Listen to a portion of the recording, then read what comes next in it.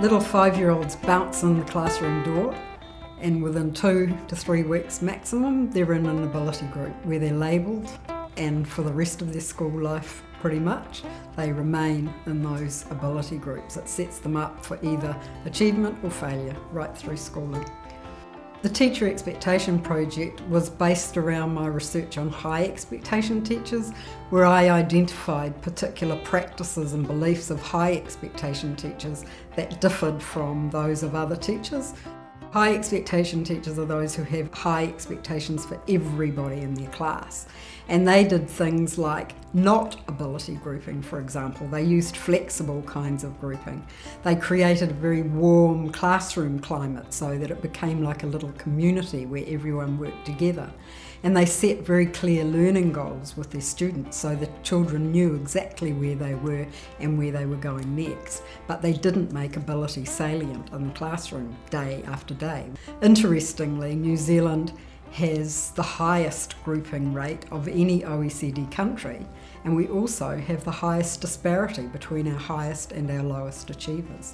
I don't think that's coincidence. I applied for a Marsden Fast Start grant, and I was very fortunate to actually win it. That was an experimental study where we randomly assigned teachers to either the intervention group or the control group, and then the intervention group were trained in the practices of high expectation teachers, and they also learnt about verbal versus non-verbal behaviour. Why did you not bring your homework in? Why did you got your tongs? This one, He's really happy. he's probably praising. He's like praising He's someone really to do happy, something. like it's the morning. I was like, come on. Come on, you know better. Yeah, it's like that. He's clearly angry. Why did you do that? He's telling someone else. He's telling off somebody. Yeah, like, tell him off someone. he's really angry. If a teacher expects you to do well, she pushes you and gives you work that's higher than your age. She doesn't do anything negative, nothing like that.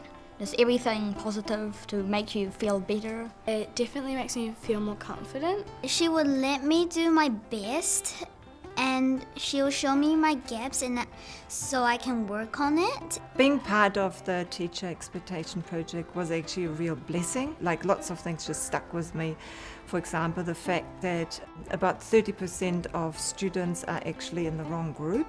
They are not being assessed correctly or for whatever reason. Ability grouping is entrenched in New Zealand, particularly in reading. And interestingly, we got the largest effects in maths. The students in the intervention group gained 28% above what the control group gained over just 1 year. That's more than a whole term's learning in 1 year. And it was mostly, I think, because teachers were more able to move away from ability grouping in maths because it's not quite as entrenched. Whereas in reading, they really struggled. Teachers in New Zealand just don't know how to teach reading without students being in ability groups.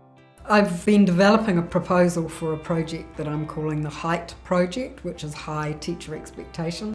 We thought that we would train the mentor teachers rather than the teachers themselves, because those are the management people who can then work with their teachers to embed the practices of high expectation teachers.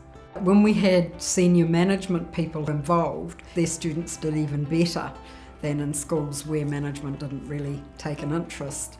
The more that teachers engaged in the practices of high expectation teachers, the greater were the gains for their students.